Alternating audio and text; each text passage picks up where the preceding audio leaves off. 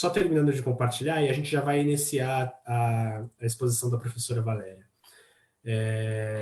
Para quem não me conhece, eu acredito que bastante gente já tenha começado a acompanhar. Eu sou o João Gabriel, monitor do curso de RI aqui da UFABC. Essa é mais uma iniciativa do projeto do BR em Casa. A gente está trazendo algumas lives, alguns vídeos, enfim, com professores da casa e também de outras instituições, para a gente relacionar toda essa crise, esse cenário do coronavírus com os temas das relações internacionais.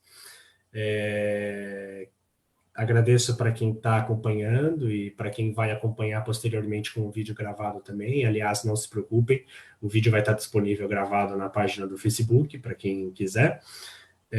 Peço para vocês encaminharem perguntas nos chats do Facebook ou particular para mim também, que eu vou estar transmitindo para a professora Valéria responder no final da apresentação ou durante a exposição, se for coerente com a linha de raciocínio dela. Acredito que é isso. Eu agradeço a presença da professora Valéria por ter disposto o tempo para estar aqui com a gente hoje. Professora, a palavra é sua. Obrigado. Bom dia, João. Bom dia a todo mundo. Agradeço aí o convite, a oportunidade de participar aqui nesse projeto tão interessante, né, do BR em Casa.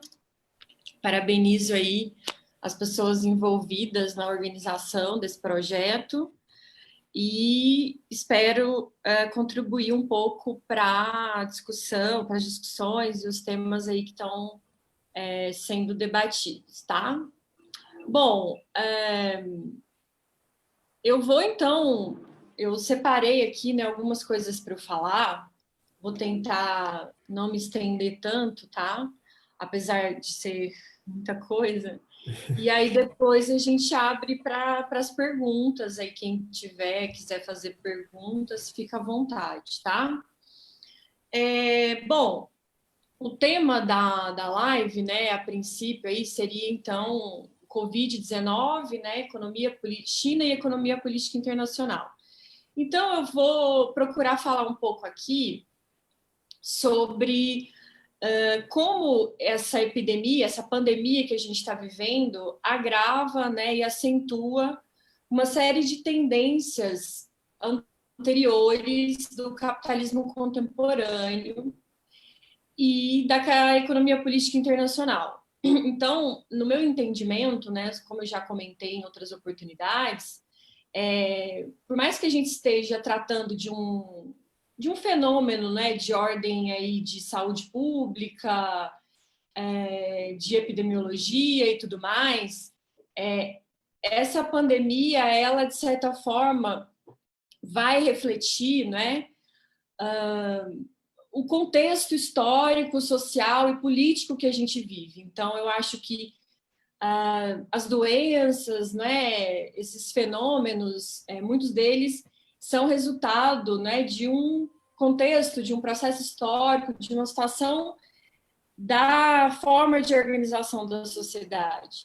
E, ao mesmo tempo, a maneira como ele impacta, a maneira como esses fenômenos impactam na sociedade, também depende muito de como a sociedade está organizada, tá? Então, existe muita relação, eu acho, do Covid-19, da pandemia, com a intensificação de uma série de contradições que a sociedade capitalista contemporânea enfrenta, tá? Então, eu vou procurar falar aqui como, né, essa pandemia atual pode vir, né, inclusive, cada vez mais acentuar uma série de contradições do capitalismo contemporâneo, ligadas principalmente, né, a uma situação de crise profunda relacionada à desigualdade social, à crise econômica e também ao acirramento da competição interestatal, tá? E aí, né, nesse sentido, eu vou falar um pouco mais detalhadamente sobre a posição da China nessa conjuntura toda e também como a China empreendeu aí uma série de políticas no sentido de conter essa expansão da pandemia no seu próprio país, tá?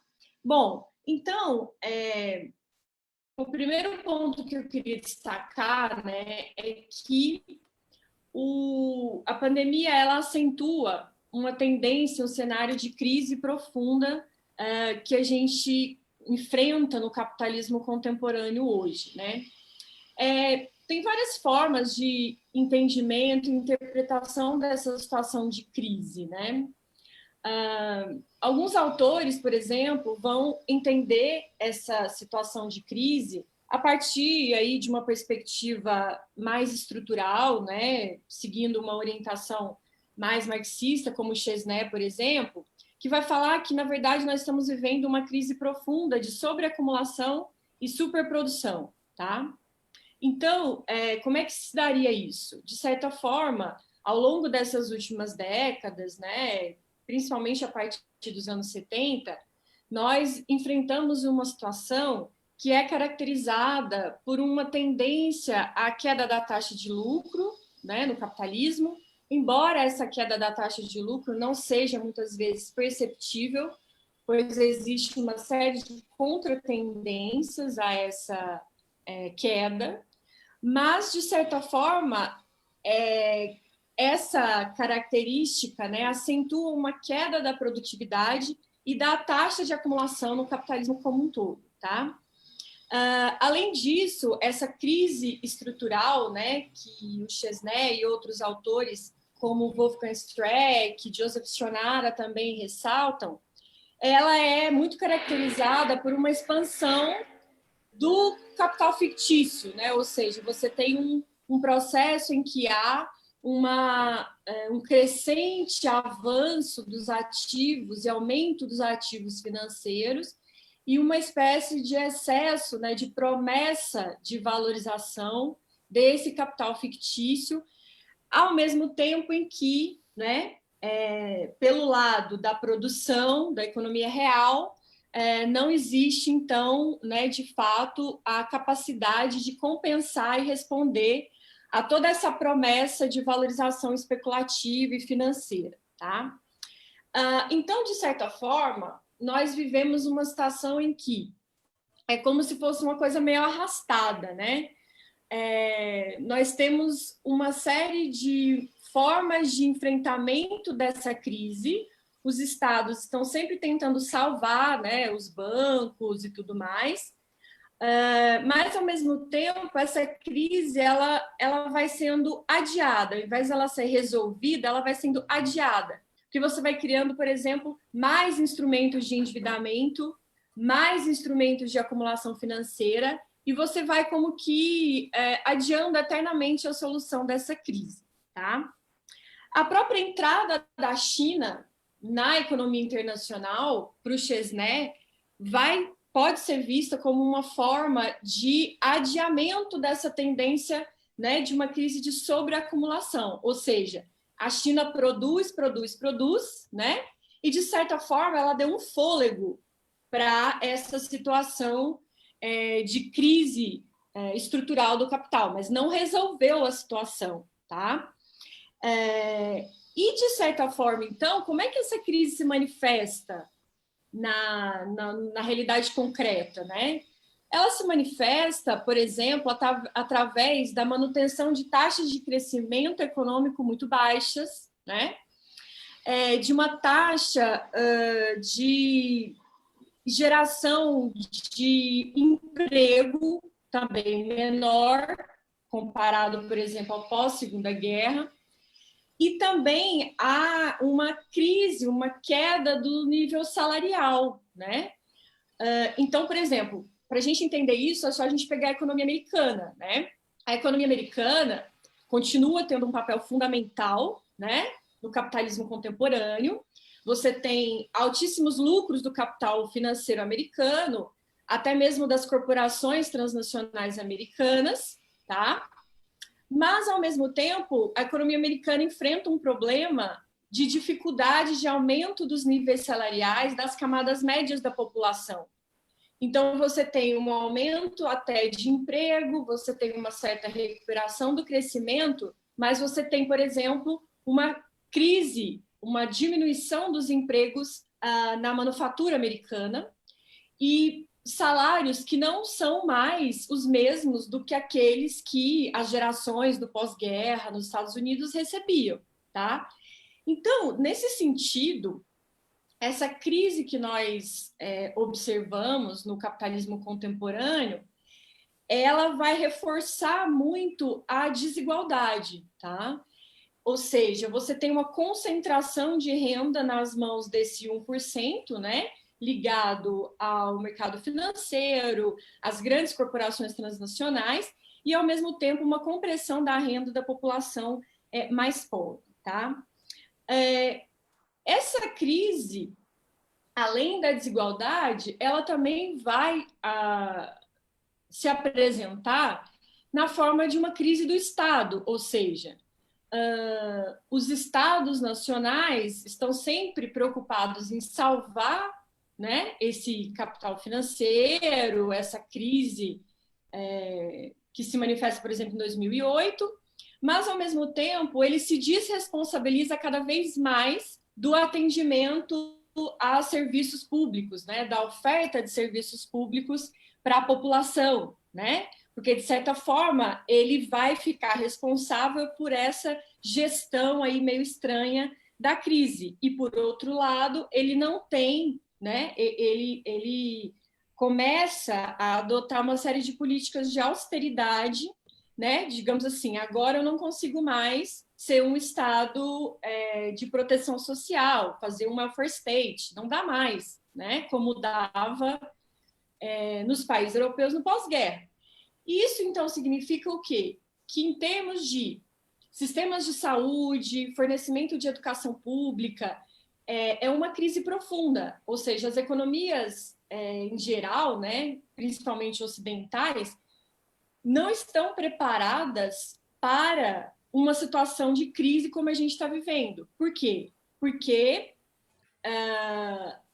há uma tendência que já existia antes de corte de gastos na saúde, na pesquisa científica, né? Ou seja, na oferta desses bens tão fundamentais que agora, com o Covid-19, a gente está sentindo falta, tá? Então, de certa forma, né, nós vivemos uma situação em que, mesmo economias como Estados Unidos, ou Inglaterra, né, ou países europeus, de certa forma foram pegos aí por essa pandemia numa situação em que de desigualdade profunda, de baixa capacidade dos estados em responder à questão de saúde, por exemplo, e, de certa forma, isso tudo vai se manifestar, na minha visão, na maneira como os países, né, vão enfrentar ou não esta crise de saúde, esta crise da pandemia. Então, por exemplo, nós vamos pegar o caso do Brasil, né? Há uma clara crise do ponto de vista da capacidade de fornecimento de instrumentos de saúde, né? Atendimento hospitalar, né? Realização de testes, mesmo desse ponto de vista da gestão estatal, né, de um Estado mais organizado, também há uma crise que nós estamos vendo se manifestar através da intensificação da expansão da pandemia no Brasil, né? E o governo não consegue responder, e isso está tendo resultados catastróficos do ponto de vista, né, da saúde, da morte de milhares de pessoas. Mesmo na Inglaterra, houve um adiamento, né, da resposta pública a isso, nos Estados Unidos também, e, de certa forma, isso reflete um pouco essas contradições que eu estou falando aqui, tá? E claro que a crise que nós estamos vivendo, ela vai ser sentida economicamente, ou seja, um choque de demanda, que as pessoas estão em casa, as pessoas não compram, um choque de oferta, porque a produção, de certa forma, para, e muitos autores já estão falando que nós vamos enfrentar uma crise que pode ser pior do que a crise de 29, né? já vemos uma série de confusões no mercado financeiro, fuga de capitais. Então, o que vai acontecer? A crise do Covid, ela intensifica, mas ela, na verdade, não é nova do ponto de vista de que já vínhamos observando uma série de contradições. E talvez essa crise ela venha, então, reforçar, infelizmente, essas contradições e também deixar claro, né, que o capitalismo contemporâneo sentia, então, né, vivia num momento aí muito complicado, tá?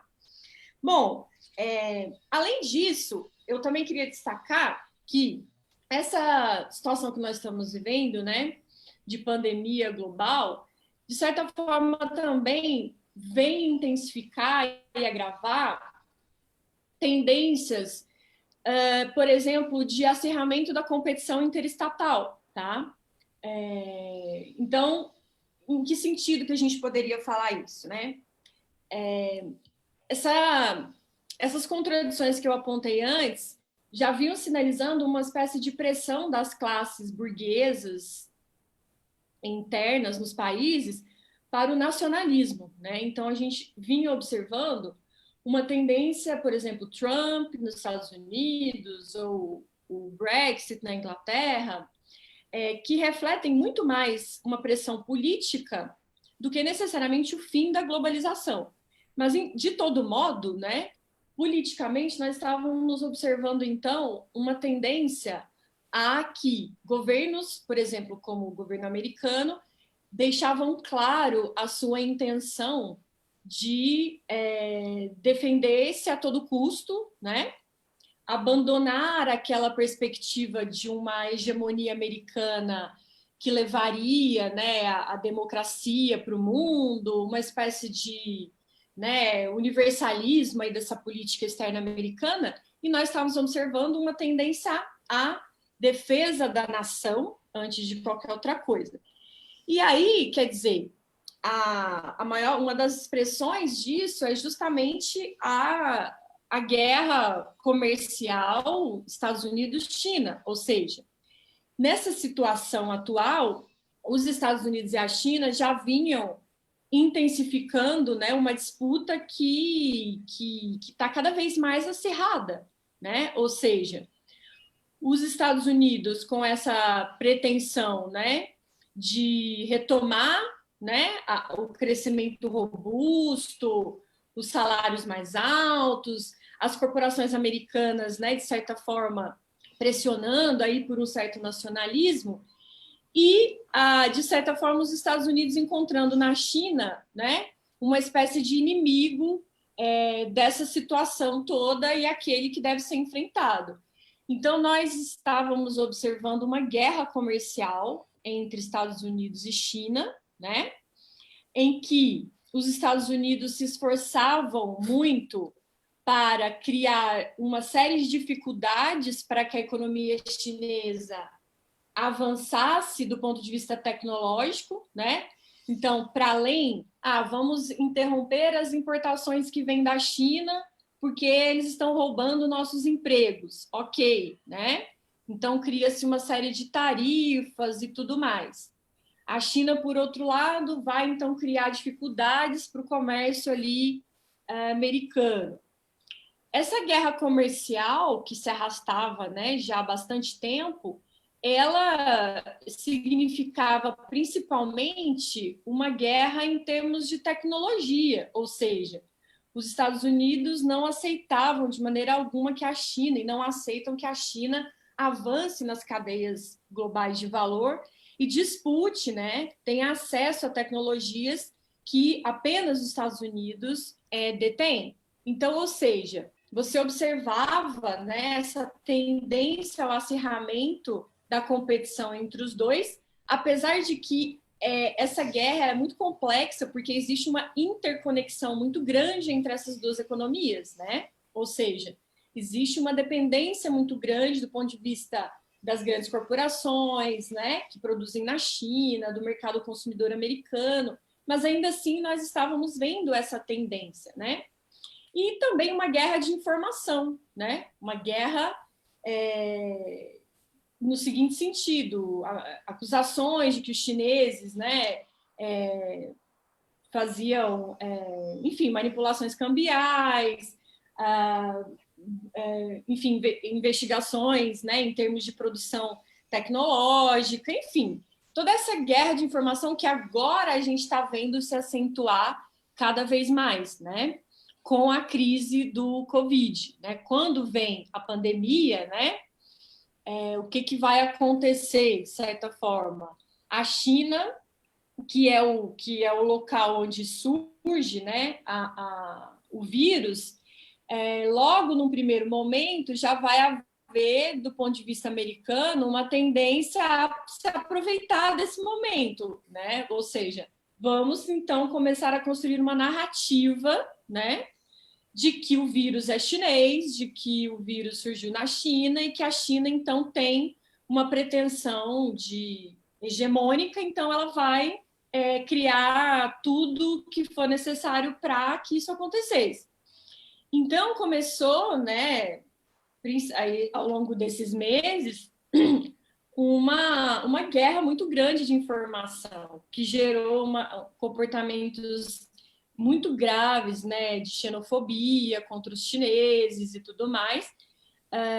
E os chineses, por outro lado, revidaram, né? Falaram, não, nós não vamos deixar barato, nós vamos, né, também agora revidar e dizer que, de fato, aí foi criada também uma série de especulações que o vírus teria sido criado nos Estados Unidos, né? E teria sido enviado para a China.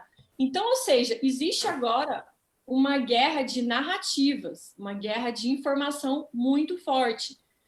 Mais recentemente, o governo chinês tem demonstrado uma postura cada vez mais assertiva no sentido de acusar, né, de acusar o presidente Trump, né, de estar, enfim, tendo atitudes aí muito pouco, né, nobres nesse sentido do Covid.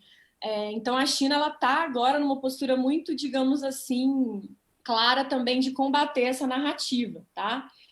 E digamos que tudo isso faz parte, na minha visão, de uma certa resposta, né, dos estados a uma situação aí de crise, né? Principalmente do ponto de vista dos Estados Unidos, quer dizer, encontrar um inimigo comum para justificar ações internas que, de certa forma, né, podem, não vão, mas que poderiam resolver aí algumas contradições, tá? Bom, eu Professora, queria... só para eu acho que faz sentido a gente trazer esse questionamento enquanto a gente discute esse conflito dos Estados Unidos e China, o professor Diego Aze trouxe para a gente no Facebook uma pergunta. Ele pergunta, né, professora Valéria, a senhora considera que a crise do Covid-19 pode intensificar a questão do desacoplamento econômico dos Estados Unidos com relação à China, para além da política de Donald Trump? E como que o Brasil pode se posicionar no meio dessa disputa? Eu acho que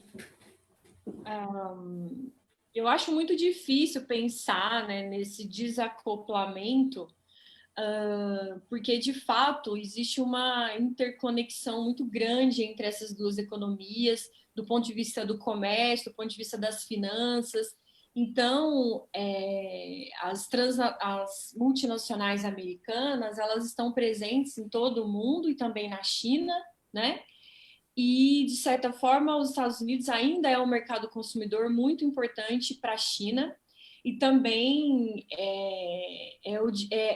a origem de importações fundamentais que a China faz de tecnologia, por exemplo. É claro que, do ponto de vista da China, existe uma tendência a tentar cada vez mais se ver livre dessa dependência, principalmente tecnológica, que ela tem com os Estados Unidos. Então, quanto mais os Estados Unidos pressionam, mais a China vai buscando caminhos, né, para se tornar, então, livre, desenvolver a sua própria tecnologia e tudo mais.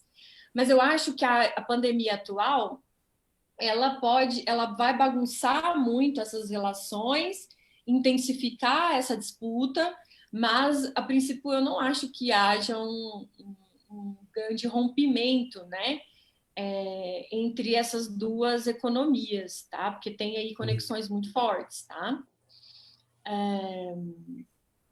E aí, do ponto de vista do Brasil, eu acho que fica muito essa postura, né, de como nós, como país, que pretendemos um dia talvez, né, ser soberanos e avançar aí do ponto de vista do desenvolvimento, acho que fica um pouco a ideia de que é preciso buscar oportunidades, né, e parcerias que podem ser interessantes do ponto de vista do desenvolvimento, ou seja, então não faz sentido se posicionar, obviamente, contra a China nesse momento, né, na medida em que a China é um parceiro comercial, na medida em que ela pode apoiar e ajudar no sentido do combate à pandemia. Então, acho que o Brasil teria que ficar atento a essas mudanças econômicas, né, essa guerra comercial, para, em alguma medida, aproveitar oportunidades e deveria tentar ter uma atitude diplomática, né, muito diferente da que a gente está observando, tá? Já seria muito bom se o governo federal não fizesse nenhum post no Twitter extremamente xenofóbico, né? Já seria um bom começo, já.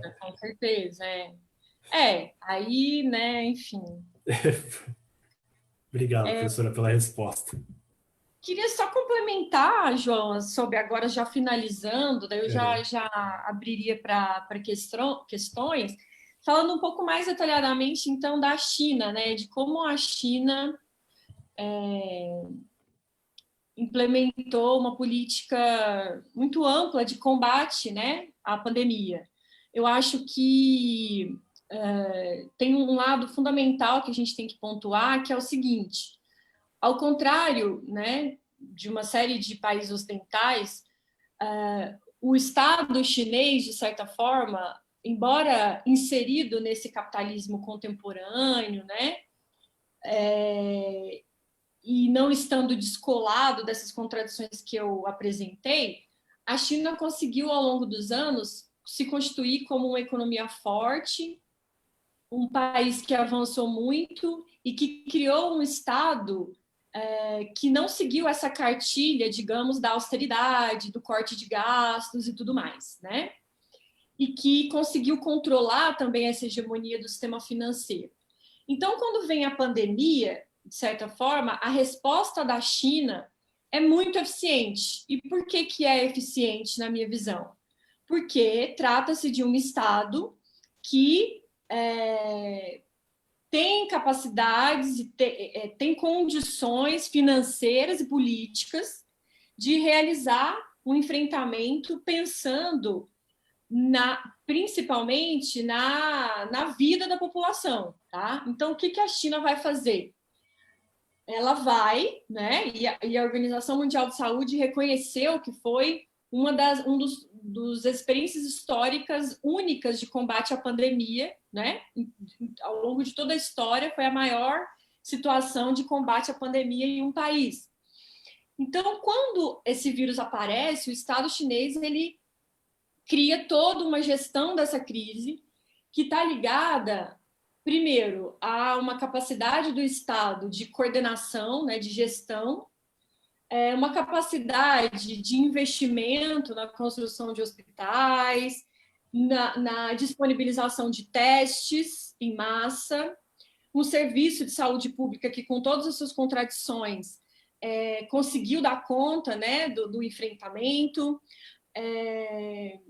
Ou seja, a China, ela teve, né, o Estado chinês conseguiu essa façanha de conter a expansão do vírus de uma forma muito eficiente, de modo, então, que a curva de contágio lá foi diminuindo cada vez mais, tá? Então, é importante a gente reconhecer isso, de fato, porque a experiência ali, ela é muito diferente do que a gente está vivendo aqui no Brasil e no Ocidente, ou seja, trata-se de um Estado que tem muito mais condições de lidar com isso, tá?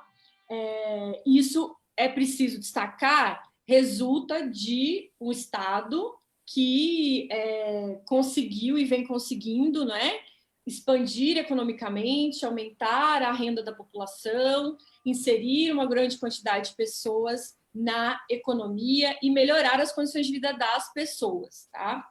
Por outro lado, também é fundamental destacar, né, e aí eu já vou encerrando, que Não se esse processo... preocupa com relação a encerrar, professora. Se tiver coisa Então para vamos pontuar, à falar. vontade. Por outro lado, né, como eu destaquei também em algumas oportunidades, é importante a gente entender também as contradições e as questões que estão por trás dessa questão da pandemia e a China, né? Não, a gente precisa reconhecer os avanços, reconhecer o Estado chinês e como ele foi bem sucedido, mas a gente também precisa reconhecer que ali tem algumas questões que a gente precisa pensar, né? A primeira questão, que ainda vai ser muito debatida, é o fato de que a China, talvez mais do que qualquer outro país, fez um uso muito forte da tecnologia para combater a pandemia do coronavírus. Então, o uso de Big Data e de inteligência artificial foi utilizado e vem sendo utilizado em massa para combater a expansão do contágio, tá? E como é que a China faz isso? Primeiro que existe, né, já existe na China uma capacidade de controle de dados muito grande por parte do governo chinês, né? Que se dá através de uma espécie de associação muito forte entre as plataformas de mídia, de tecnologia e o governo. Então, já existe então um controle muito grande do Estado chinês desses dados. E aí, por exemplo, também a ideia da inteligência artificial, né, de reconhecimento facial, que já existia na China. Diante da pandemia, o governo chinês intensificou esse controle de que maneira? Por exemplo, através da inserção dos QR Codes nos celulares dos cidadãos. Então, o WhatsApp, lá, que é o WeChat, né, foi instaurado lá uma forma de controlar a situação da pessoa diante da pandemia. Então, por exemplo, ela respondia um questionário e ali ficava registrado se ela tinha febre, se ela teve sintomas. Então, isso foi espalhado pela China, de modo que todo mundo no seu celular tinha que, né, manifestar ali uma situação que estava vivendo, e também até os seus movimentos eram controlados por esse dispositivo, ou seja, onde é que a pessoa ia, se ela tinha tido contato com pessoas que tiveram doença, todos os movimentos da pessoa passou a ser controlado, né? E o uso da reconhecimento facial também foi utilizado, e existem relatos e casos de pessoas que foram até presas porque foram vistas, né, circulando em regiões que não era permitido. Então, para você entrar num lugar público, você tinha que mostrar o seu QR Code, né? Ah, você tem o febre, teve febre, não teve febre, onde é que você foi, tá? Ou seja, tudo isso é muito interessante e, de certa forma, na situação atual, foi fundamental para que a China e também outros países, né, porque vários outros países também estão usando isso, conseguisse conter a expansão da pandemia. Isso significa o quê?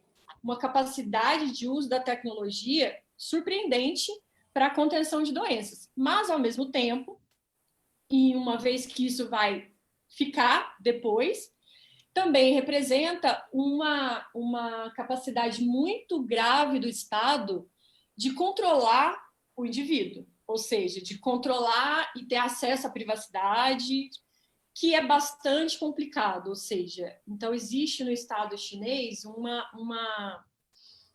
uso da tecnologia que tem, obviamente, um sentido de melhorar a vida da população, e agora mais do que nunca, mas, ao mesmo tempo, é fundamental pensar o quanto isso pode interferir, né, na vida das pessoas, né, no controle que o Estado tem da sua própria vida, onde você vai, o que você faz, né? Então, isso é uma questão bem, bem importante.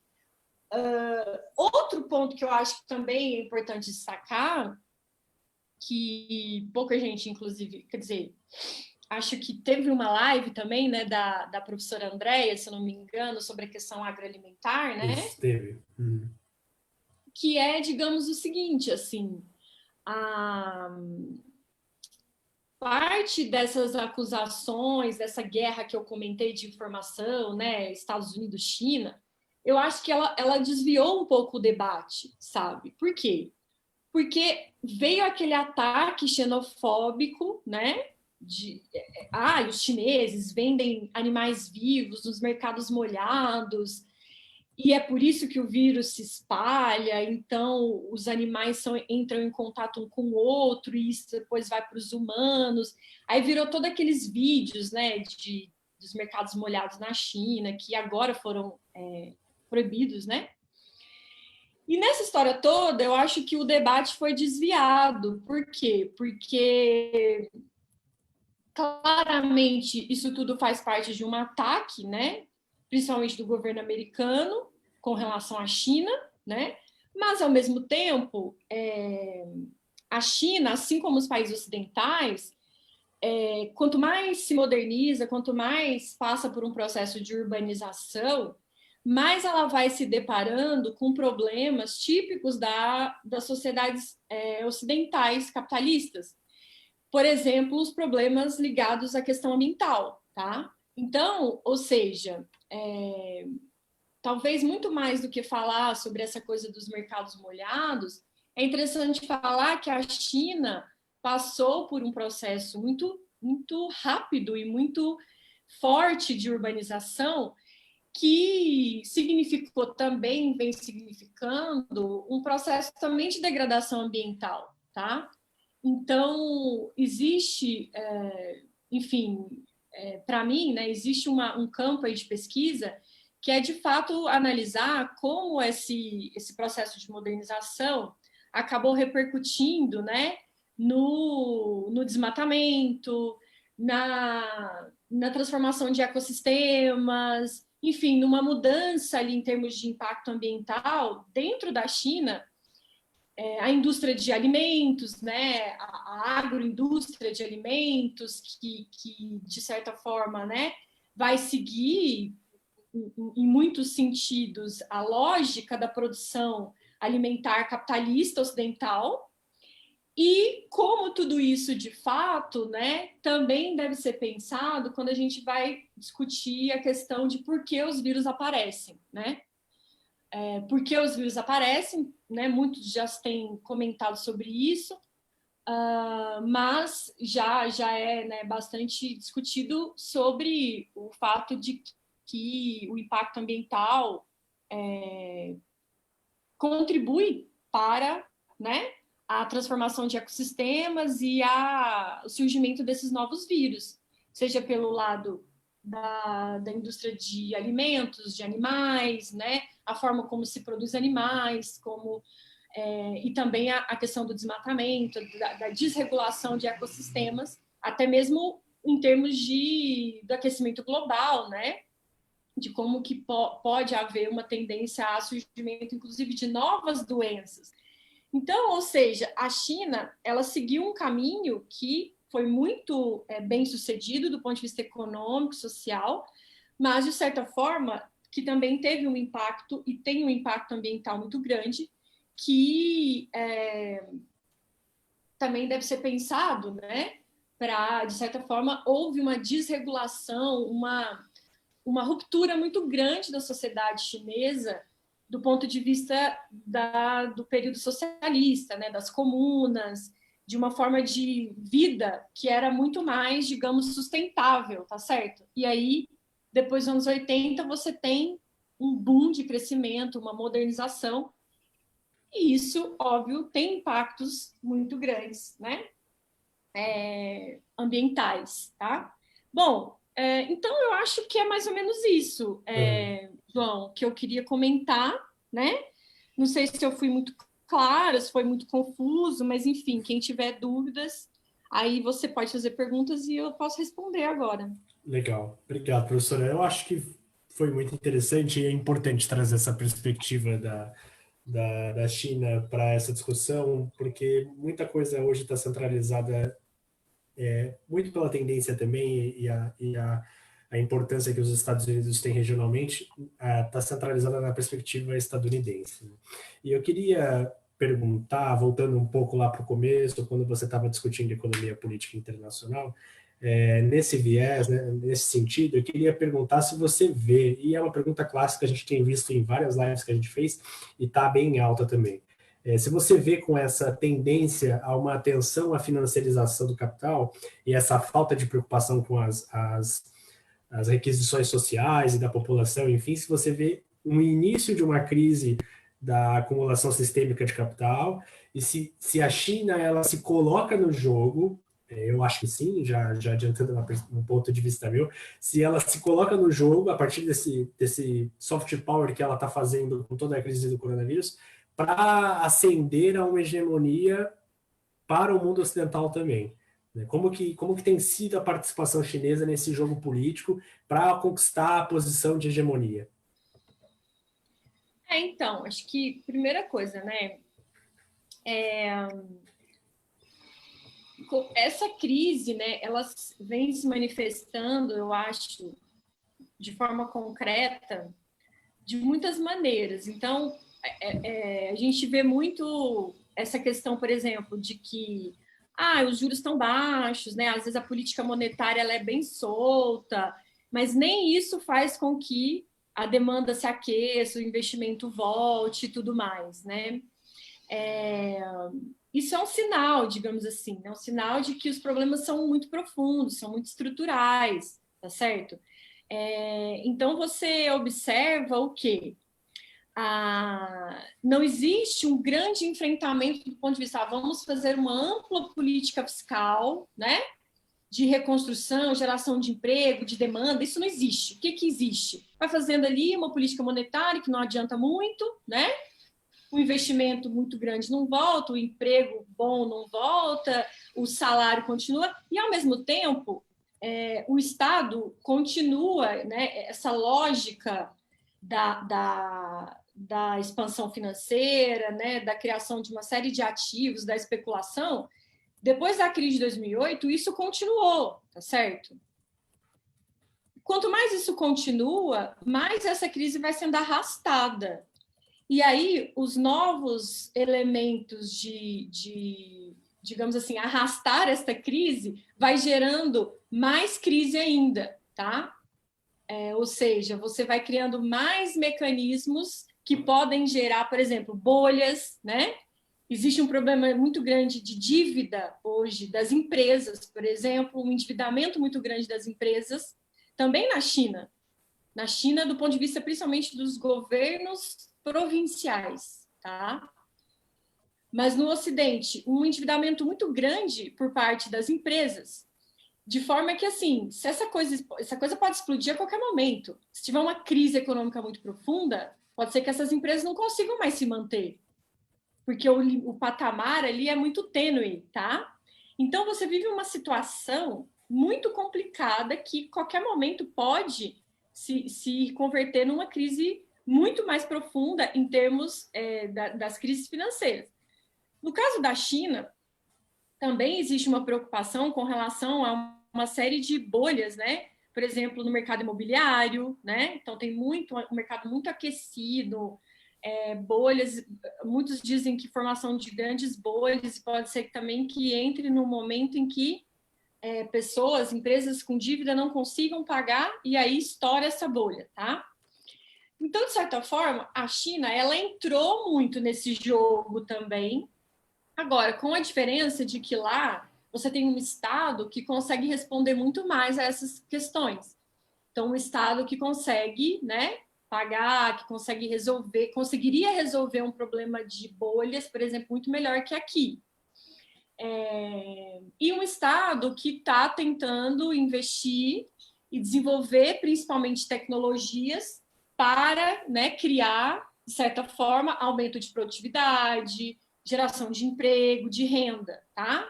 Então, nesse sentido, esse é o projeto chinês não sei se é um projeto hegemônico, né? Não sei se ela tem essa pretensão hegemônica, mas o projeto chinês é esse, é avançar tecnologicamente cada vez mais, disputar espaços de acumulação também fora, tá? Então, esse é um ponto fundamental, né?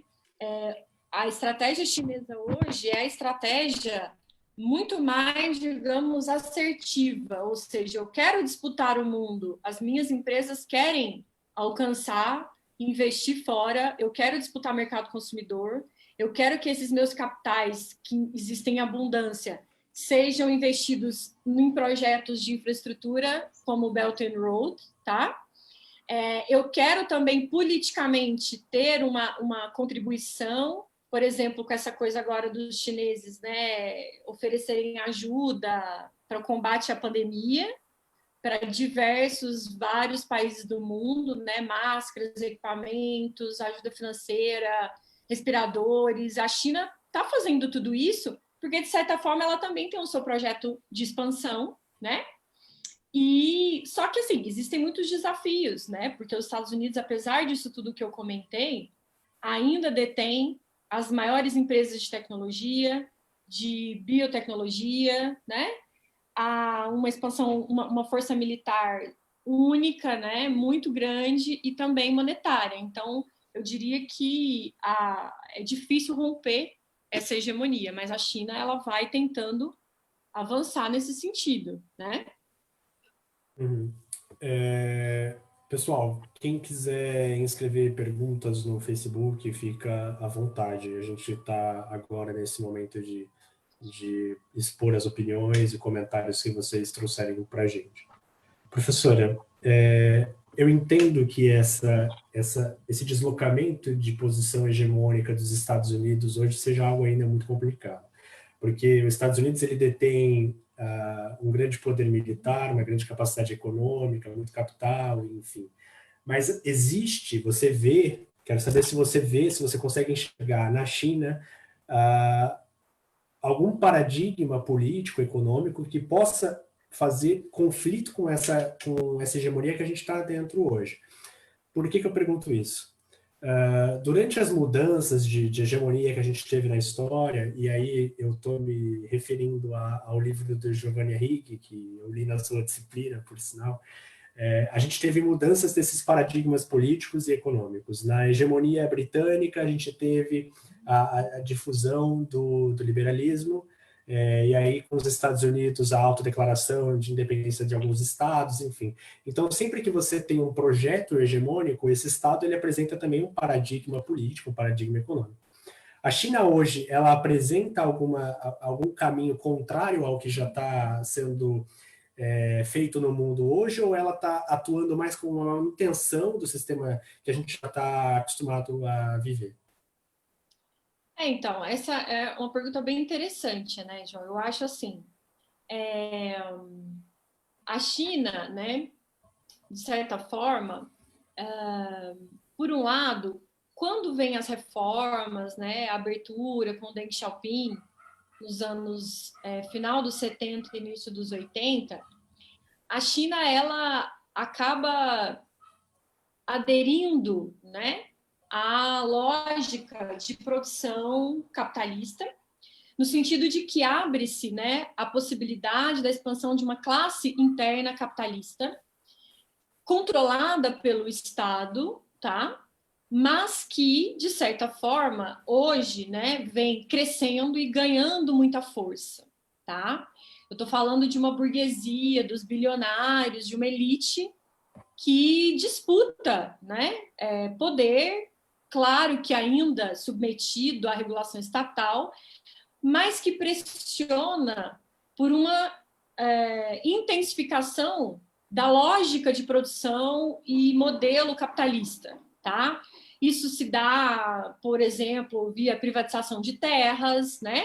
Via aquecimento do sistema financeiro, mercado imobiliário, tá? Então, quanto essa disputa vai, como é que isso vai, o que isso vai resultar, não se sabe.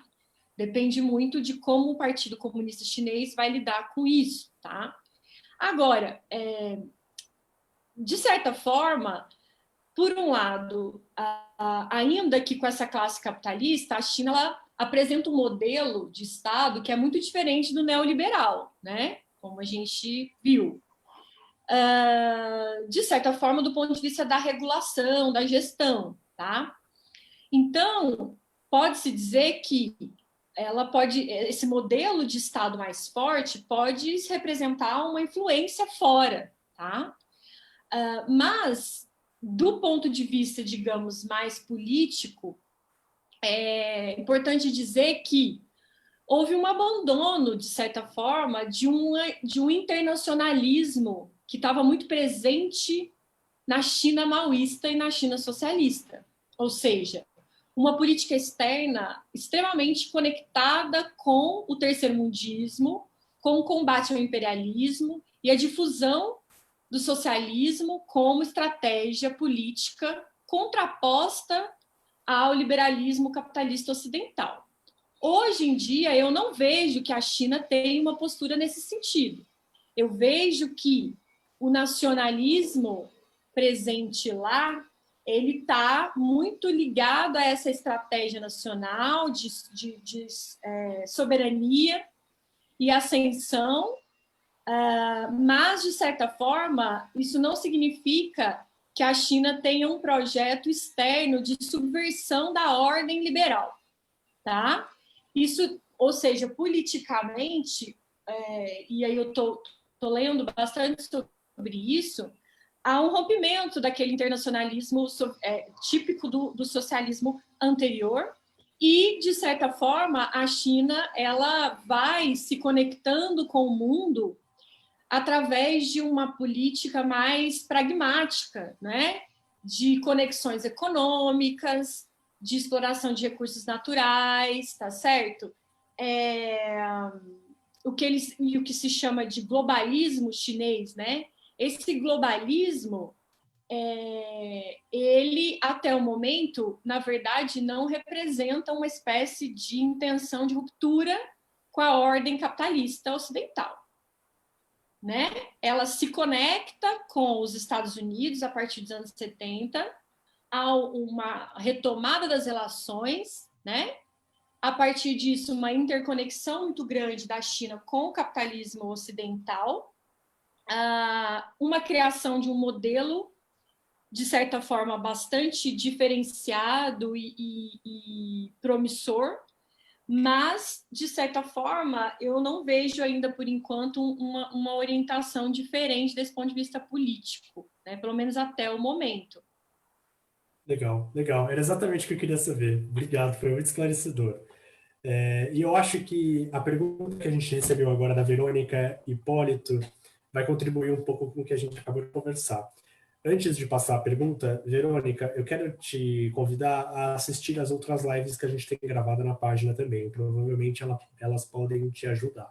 Ela pergunta: professora, com essa situação do Covid-19, a ideia de Estado mínimo caiu por terra?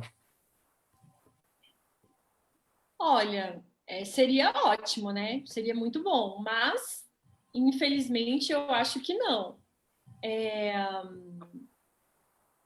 Claro que vai depender da profundidade da crise, né? De como politicamente os estados vão se posicionar no sentido de sair, né? De enfrentar aí essa crise profunda.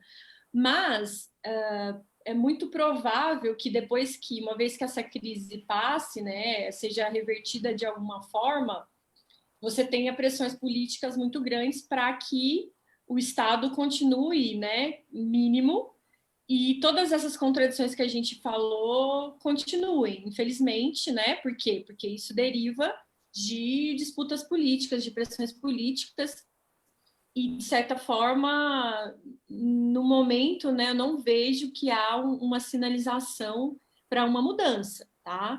Então, desse ponto de vista, acho que eu sou um pouco pessimista, né? Realista, né? De dizer que, infelizmente, não sei se nós teríamos chegado nesse limite, né? Do neoliberalismo como uma doutrina aí que estaria chegando ao seu fim, né? Não sei, é difícil responder. Eu acho que também depende muito da profundidade da crise, Uhum. né? dos desdobramentos em termos de competição interestatal, né? Então, acho que é difícil falar, tá? Verônica, eu te convido também a ver especificamente uma live que eu fiz com o professor Pomar, da UFBC também, sobre crise sistêmica e alternativa sistêmica. A gente discutiu exatamente isso. Como que essa tendência de medidas keynesianistas dos estados estava se, se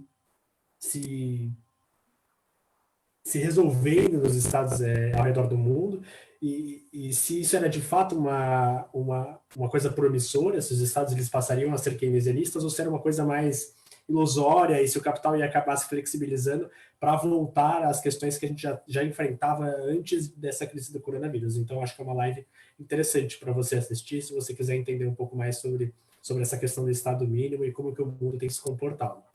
Professora, e aí tem mais uma pergunta do Heitor Vieira Pena no Facebook. Bom dia, professora. Sobre as retiradas financeiras e críticas dos Estados Unidos à OMC e à OMS, pode ser essa uma oportunidade para a China tomar a liderança desses organismos, a OMC e a OMS? E o avanço da China em questões hegemônicas e sua participação em organismos multilaterais pode levar a uma reforma dessas instituições e do próprio sistema em si? Legal. Eu não sei, eu acho que ainda talvez seja cedo, né, para dizer que a China teria essa capacidade de tanta influência nessas organizações como a OMS e tudo mais, né? E aí eu acho que o que acontece é que a China vem criando uma série de instituições que, em alguma medida, se contrapõem, né, à hegemonia, o predomínio dessas organizações como FMI, Banco Mundial. Então, uma criação de bancos, né, de bancos asiáticos, bancos de investimento, que realizam uma série de empréstimos, financiamentos para países periféricos. Eu acho que a China está trabalhando nesse sentido, né, no sentido de criar alternativas, contrapontos, mas não sei se de certa forma para quebrar essa lógica, né, de hegemonia dessas organizações, né? Acho que talvez ainda seja cedo para pensar nesse sentido, mas de fato ela vem criando, né, formas para tentar se contrapor a essa hegemonia, né, dessas organizações, tá? É muito legal também citar, eu acho que um exemplo dessa instituição paralela ou contraposta ao que a gente já está, às instituições do sistema que a gente está inserido, é o Banco Asiático de Investimento em Infraestrutura, que a China difundiu em 2014 ou 2015, quando ele foi fundado, e que teve muita adesão voluntária de estados europeus e de outras regiões da Ásia, enfim, às políticas desse Banco Asiático Chinês de Investimento em Infraestrutura. Eu acho que é uma das instituições que surgiu como alternativa ao FMI e que surpreendeu muita gente quando teve essa adesão voluntária por outros estados. Esse é um dos exemplos, professora?